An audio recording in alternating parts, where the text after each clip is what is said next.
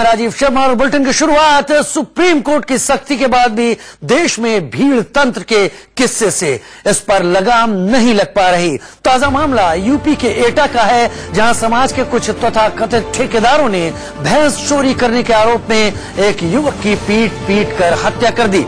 बेरहमी की इंतहा ये थी कि चोरी के आरोपी को पेड़ पर उल्टा लटकाकर बेल्ट, रस्सी और डंडों से तब तक पीटा गया जब तक वो अधमरा नहीं हो गया। सबसे हैरान करने वाली बात यह कि स्थानीय लोग जानते थे कि आरोपी की मानसिक हालत ठीक नहीं थी, उसके बावजूद भीड़ ने अपना गुस्सा उस पर उतारा और उसे मौत के घाट उतार दिया।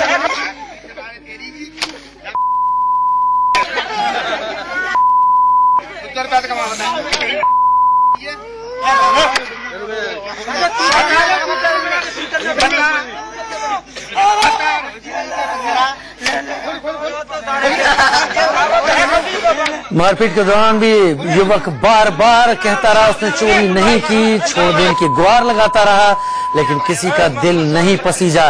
भीड़ तंत्र किस कदर हावी हो जाता है, कई बार उसकी एक वानगी है। इस युवक को, जिसके बारे में लोग जानते थे कि मानसिक रूप से भी पूरी तरह से ठीक नहीं है, उसके साथ भीड़ ने यह व्यवहार किया और उसे पीट कर मौत के घाट उतार दिया गया।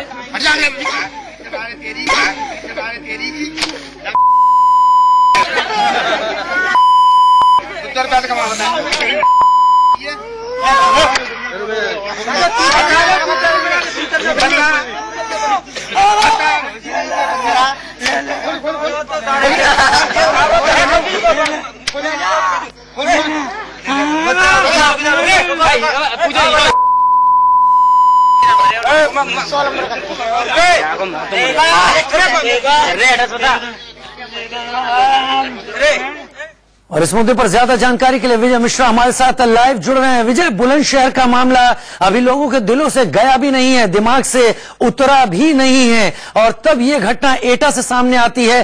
पुलिस क्या कह रही है?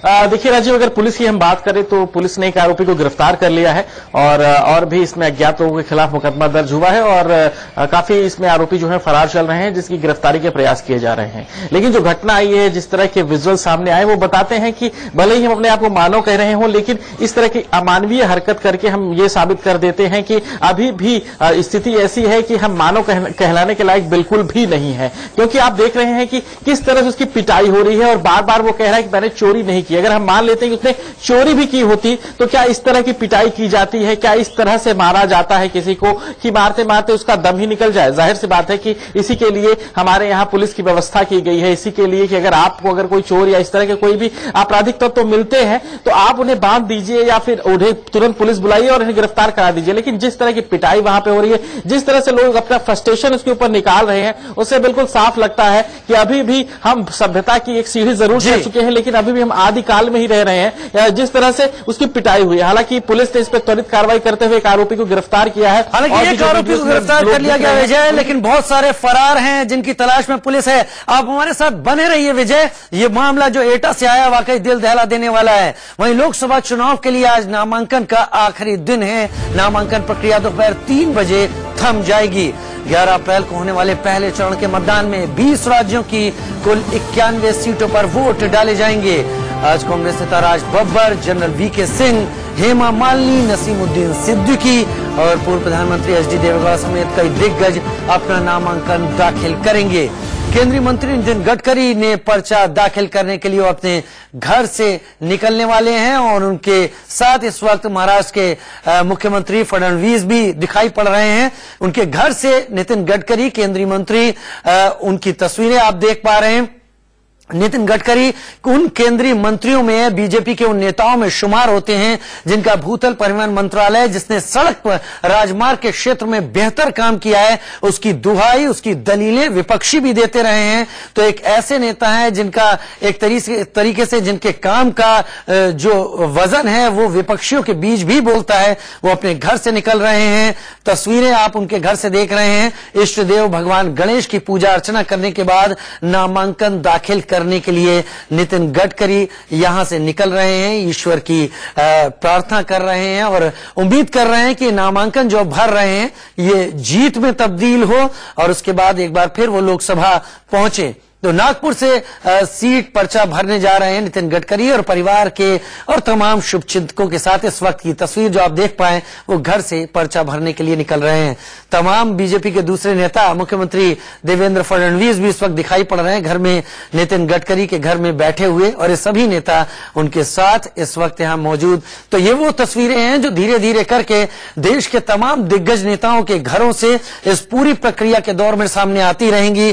चुनाव के दौरान जरूर किस तरह से चुनाव प्रचार करते हैं उसकी भी तस्वीरें आएंगी और हम आप तक वो सारी तस्वीरें भी लेकर आएंगे। लेकिन ये शुरुआत है नितिन गडकरी के चुनाव प्रचार और तमाम दूसरी चीजों की। किस किस का और आज पर्चा भरा जाना है देखिए।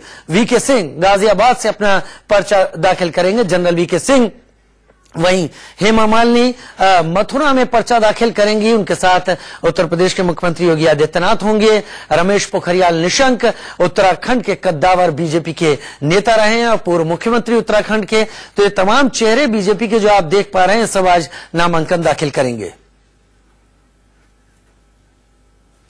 और नितिन गडकरी अपना नामांकन दाखिल करने के लिए आज पहुंच रहे हैं। संवाददाता राजेश तिवारी हमारे साथ ज्यादा जानकारी के साथ जुड़ रहे हैं। राजेश, पूरा जोश पूरा उत्साह तस्वीरों में तो दिख रहा है, आप जो देख पा रहे हो दर्शकों के लिए साझा कीजिए। आपको बता दूं कि नितिन गडकरी के बारे में अगर कहा जाए तो अब विकास के कारण वो इतने ज्यादा प्रबल दावेदार माने जा रहे हैं। यहाँ पर जिस तरह से उनकी एक चुनावी कैंपेन जो सधी हुई है, एकदम कई सालों से वे इस तरफ भी ध्यान दे रहे थे कि आगामी चुनाव को किस तरह से लड़ा जाए। और मैं आपको बता दूं कि चारों तरफ नागपुर में और पूरे विदर्भ में जिस तरह से उनके विकास कार्य चल रहे हैं और वो विकास कार्यों को जनता देख रही है, तो कहीं ना कहीं ये भी कहा जा सकता है कि नितिन गडकरी का फिलहाल नागपुर में जिस तरह से आज नामांकन भरने में जा रहे हैं, जिस तरह से सड़कों पर जहां वहां बीजेपी के झंडे लहराती हुई दिख रही है गाड़ियां, मतलब हजारों की संख्या में लोग उनके साथ अभी घर से निकल पड़े हैं। और बस अभी जस्ट वो यहाँ पर नागपुर में शहीद गोवारी स्मारक है, वहां पर पहले पुष्प चक्र अर्पित करेंगे। यहाँ 110 शहीद गोवारी समाज के लोग शहीद हो गए थे एक बार। उसके बाद वे बाबा साहेब अम्बेडकर के पुतले में माल्यार्पण करेंगे। उसके बाद वे नामांकन। जनता ने बहुत अच्छा सहयोग दिया, काफी अच्छे मार्जिन से चुनाव जिताया। 5 साल काम करने का अच्छा मौका मिला और जो कुछ काम हुआ है उससे मुझे विश्वास है कि और अच्छे मार्जिन से मैं निश्चित रूप से चुनाव जीतूंगा। 2014 में मोदी लहर थी, आज 2019 है। ये 5 सालों में क्या फर्क आपको नजर आता है? 5 साल में मोदी जी के नेतृत्व में हमारे सरकार ने जो विकास काम किए हैं उसके लिए जनता का बहुत अच्छा समर्थन है और उसके आधार पर निश्चित रूप से मैं सरकार के कार्यों के भरोसे अच्छी तरह से चुनाव जीतूंगा। नागपुर में आप कहते हैं कि 70,000 करोड़ के काम हैं, क्या ऐसा चीज है जो नागपुर में आज तक नहीं हुई है और आने वाले 5 साल में आप क्या एजेंडे करोगे?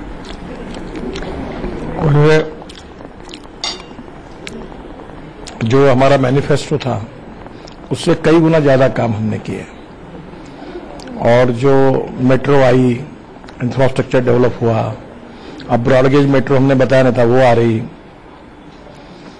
ब्रिजेस बने, रोड्स बने, अंडरपास बने, गार्डन्स अच्छे बने, 350 प्लेग्राउंड हम बनाने जा रहे हैं। एम्स के साथ साथ IIM आया। और दिल्ली से एक और बड़ी खबर इस वक्त आ रही है। दिल्ली में आज कांग्रेस और आम आदमी पार्टी के गठबंधन पर राहुल गांधी फैसला ले लेंगे। आज सुबह CWC की बैठक में सबसे पहले दिल्ली में गठबंधन पर फैसला लिया जा सकता है। हालांकि दिल्ली में आम आदमी पार्टी से गठबंधन को लेकर दिल्ली कांग्रेस में 2 फाड़ है। शीला दीक्षित प्रदेश कांग्रेस अध्यक्ष और उनका धड़ा आम आदमी पार्टी से गठबंधन नहीं चाहता, जबकि दिल्ली कांग्रेस प्रभारी PC चाको का मानना है कि दिल्ली में आम आदमी पार्टी से गठबंधन करना चाहिए। अब आखिरी फैसला आज राहुल गांधी CWC की बैठक में लेंगे। 2 तस्वीरें हैं और इस बीच यहां पर यह बताना भी यहां पर सही रहेगा कि कुछ दिन पहले ही आम आदमी पार्टी के वरिष्ठ नेता गोपाल राय ने भी ये बात कही थी कि गठबंधन की बात शायद अब बेमानी हो चुकी है क्योंकि वक्त काफी बीत चुका है। लेकिन फिर भी बड़े नेताओं के बीच में अगर ये बात है और अरविंद केजरीवाल लगातार इस बात पर जोर देते रहे कि अगर दिल्ली में बीजेपी को हराना है तो कांग्रेस और आम आदमी पार्टी को साथ में आना पड़ेगा, तो आज राहुल गांधी का फैसला इस पर मुहर लगा देगा कि यह गठबंधन होता है या नहीं होता है। रजत राकेश टंडन हमारे साथ ज्यादा जानकारी के साथ जुड़ रहे हैं। रजत, लगातार अरविंद केजरीवाल इस बात को अपनी रैलियों में, अपनी सभाओं में कहते रहे कि कांग्रेस को फैसला लेना होगा, दिल्ली में गठबंधन करना चाहिए, लेकिन गोपाल राय ने कुछ दिन पहले कहा कि अब वक्त काफी बीत चुका है। हालांकि शीला दीक्षित लगातार खिलाफ नहीं है। क्या उम्मीद की जा सकती है आज? देखिए, अब ये जो बॉल है वो कांग्रेस अध्यक्ष राहुल गांधी के कोर्ट में है, क्योंकि जो दिल्ली की कांग्रेस है वो डिवाइडेड है। इंचार्ज पीसी चाको और दिल्ली के पूर्व अध्यक्ष अजय माकन चाहते हैं कि अलायंस हो, क्योंकि वोटों का बंटवारा होगा तो बीजेपी 7 सीट जीत सकती है। कांग्रेस ने इस मार्फत एक सर्वे भी कराया है कि अलायंस होना चाहिए या नहीं होना चाहिए।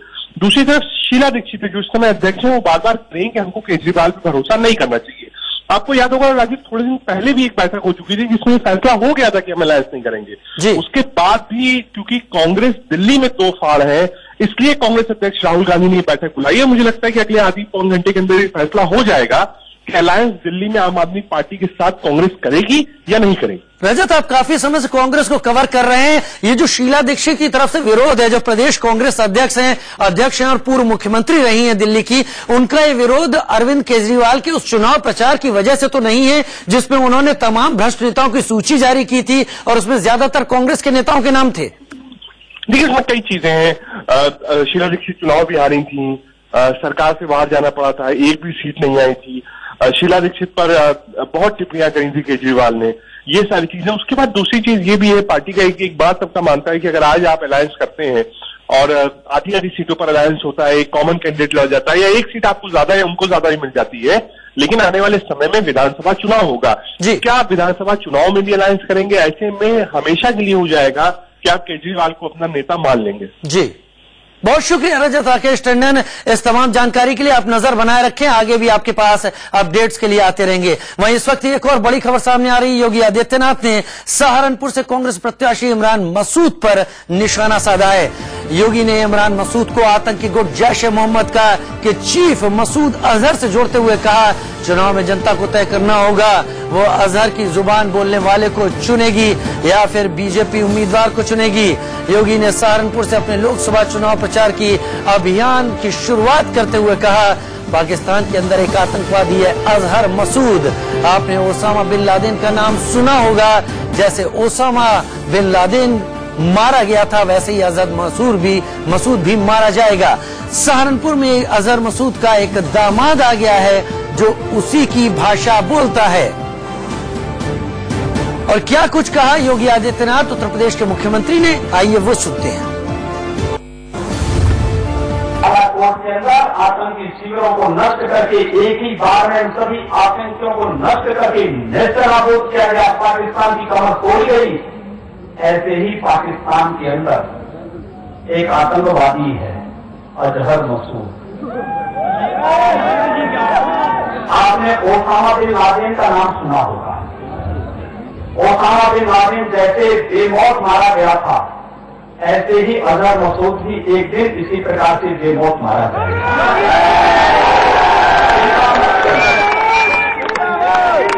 लेकिन सहारनपुर में भी अजहर मसूद का एक सामान आकर के जो उसी की भाषा बोलता है और इसे आपको तय करना है।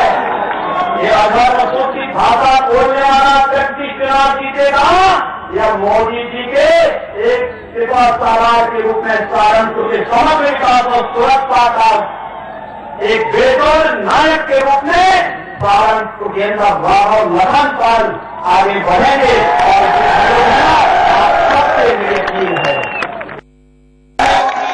और हमारे साथ विजय मिश्रा योगी आदित्यनाथ के इस बयान पर बात करने के लिए इस वक्त लाइव जुड़ रहे हैं। विजय, यहां पर इमरान मसूद के किरदार को भी ध्यान में रखना होगा, क्योंकि 2014 के लोकसभा चुनाव में इमरान मसूद ने ही प्रधानमंत्री नरेंद्र मोदी जब वो उम्मीदवार थे तब उन्हें टुकड़े टुकड़े कर देने वाला बयान दिया था, जिसके बाद कांग्रेस ने उन्हें निलंबित भी कर दिया था, पार्टी से बाहर निकालने की भी बात हुई थी। और एक बार वो कांग्रेस में शामिल हैं, कांग्रेस के हिस्से हैं और चुनाव भी लड़ रहे हैं। कहीं वो तलखी तो योगी आदित्यनाथ के बयान में आप जाकर नहीं झलकी है?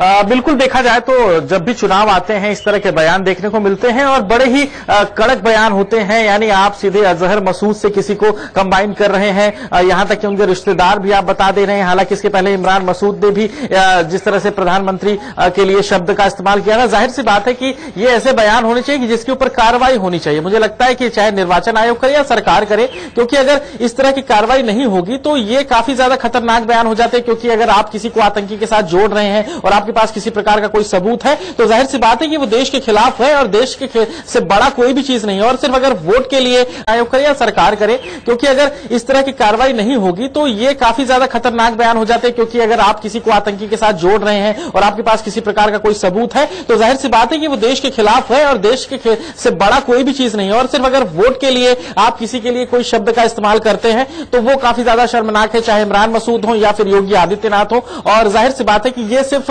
चुनावी चालें हैं जो कि अपनी अपनी तरफ से चली जाती हैं। और इसके पहले इमरान मसूद ने 2014 में चली थी और अब उसका जवाब जो है वो योगी आदित्यनाथ शायद भी है, क्योंकि अभी प्रचार का काफी वक्त बाकी, अभी शायद ऐसे और कई बयान कई दलों की तरफ से देखने को मिल सकते हैं। बहुत शुक्रिया विजय मिश्रा इस तमाम जानकारी के लिए। बुलेटिन में वक्त तो चला है छोटे से ब्रेक का, कहीं मत जाइए, हम जल्द वापस लौटते हैं। देश के एक ऐसे नेता की जिनको पाकिस्तान से बहुत प्यार है और जो पाकिस्तान के लिए किसी को भी गाली देने तक को तैयार हैं।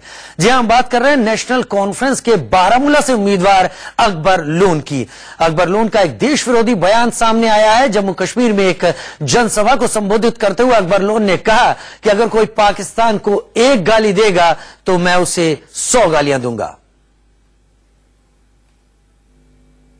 मेरा पार वाला वो मुसलमान मुल्क है, वो आबाद रहे, वो कामयाब रहे, हमारे और उनकी दोस्ती बढ़े, पाकिस्तान और हिंदुस्तान की दोस्ती आपस में रहे, उस दोस्ती का मैं आशिक हूं।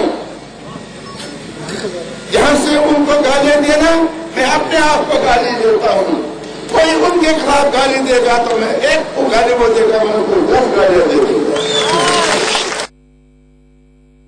मेरा पार वाला वो मुसलमान मुल्क है, वो आबाद रहे, वो कामयाब रहे, हमारे और उनकी दोस्ती बढ़े। 2019 लोकसभा चुनाव का रण है और इस तरह के प्रचार में ऐसे तमाम बयान अब सामने आएंगे और आते रहेंगे। हमारे साथ ही संवाददाता अजय जांड्याल हमसे ज्यादा जानकारी के साथ इस मुद्दे पर जुड़ रहे हैं। अजय, क्या मान के चल रहे हैं नेशनल कॉन्फ्रेंस के नेता कि वहां पर जो भी जनता बैठी है वो इस तरह के बयानों से खुश होगी और वो वही सोच रखती है जो अलगाववादी रखते हैं? क्यों जनता को इस तरह के नेता अपनी बातों में भरमाने और बहकाने की कोशिश करते हैं? अजय,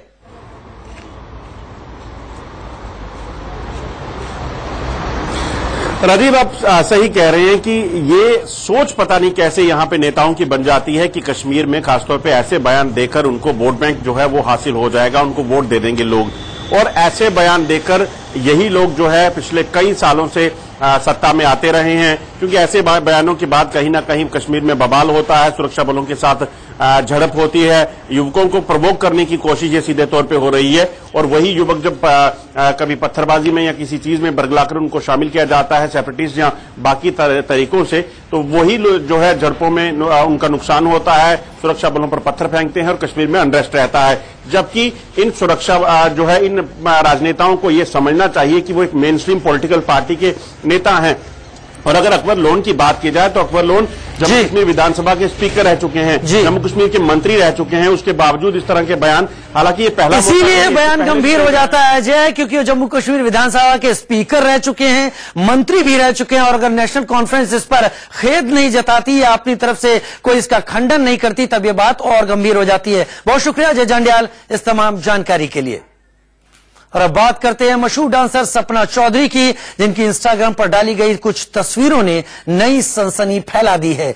तस्वीरों में सपना दिल्ली बीजेपी अध्यक्ष मनोज तिवारी के साथ नजर आ रही हैं। कल तक सपना के कांग्रेस में शामिल होने की खबर थी, लेकिन सपना ने प्रेस कॉन्फ्रेंस कर कांग्रेस में शामिल होने से साफ इनकार कर दिया। अब अटकलें लगाई जा रही हैं कि सपना बीजेपी के लिए प्रचार कर सकती हैं। सपना ने अपने इंस्टाग्राम पर भोजपुरी स्टार और भाजपा नेता मनोज तिवारी के साथ फोटो शेयर की है। छोटा सा ब्रेक ले रहे हैं, जल्द हाजिर होते हैं।